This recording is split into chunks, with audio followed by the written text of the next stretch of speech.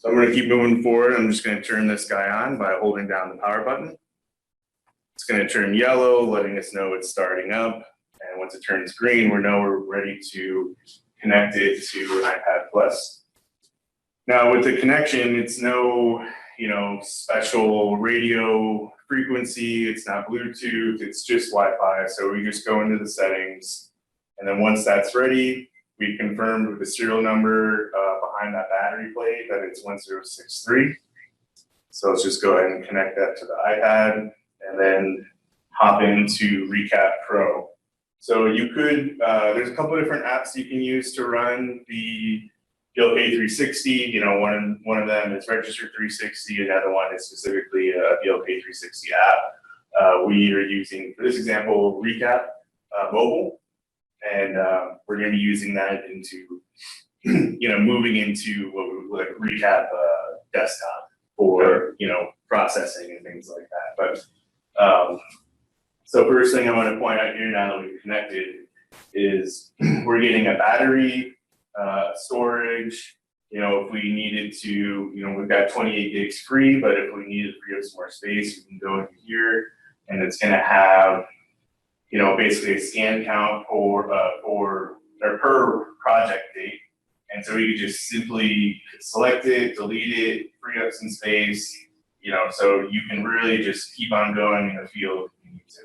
Right. So yeah, so we can remove those with the iPad. We don't have to plug it into the computer or anything like that to do that. Right. So while it scans, it's going to be storing the data onto the device itself, and then what you'll see here is that it's going to, when we scan, it's going to be transferring over basically like a sample size, just something necessary for us to do in-field registration.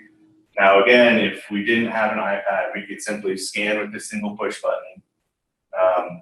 But again, we're going to be showing the in-field registration and then the desktop registration later in Recap. So David, I got a quick question for you then. So if I decide to scan without using the iPad for control, does any registration happen, or is that all needs to happen later then?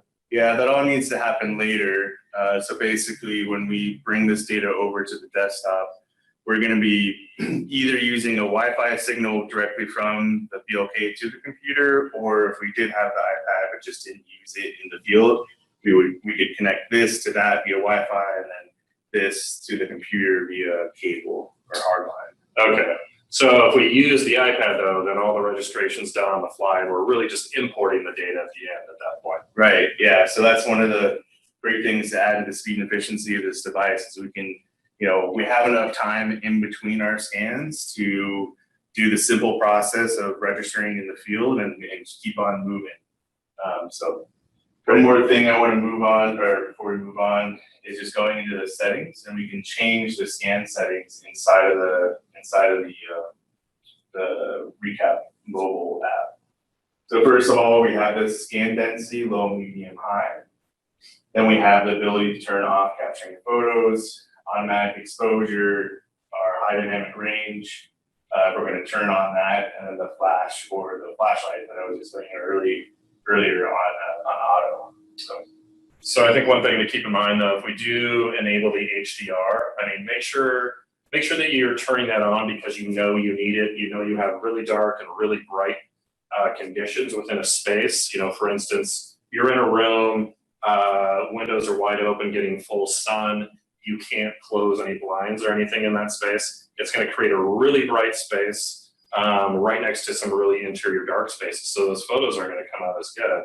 So if you enable that HDR with those multiple exposures, that's going to take care of that. But something to keep in mind though is that it's going to take longer for the photo portion of the scan because it is taking 3 exposures at each camera location, which there are 3 cameras. So instead of 3 photos now, you're taking 9 photos per position. Okay. So it's going to take a bit more time to take those photos, but you are going to get a different piece. So as you work throughout a project, you might be turning the HDR on and off as you go, depending on the space. Right, exactly. And another thing you might change while you're going through the project is maybe the scan density as well. We've been in situations like like a very small corridor, like a small hallway where, you don't need as many points in order to do your scanning. So maybe switching it to low, getting an increased speed scan, there's no reason to give as many points in that situation. Okay, so let's go ahead and move forward to doing the actual scan. Another piece about having this adjustable tripod is it does give you a really nice grip here. So I'm just gonna go ahead and move it to the middle. Are we still in frame? Yep. Okay, still good. Make sure the legs are up.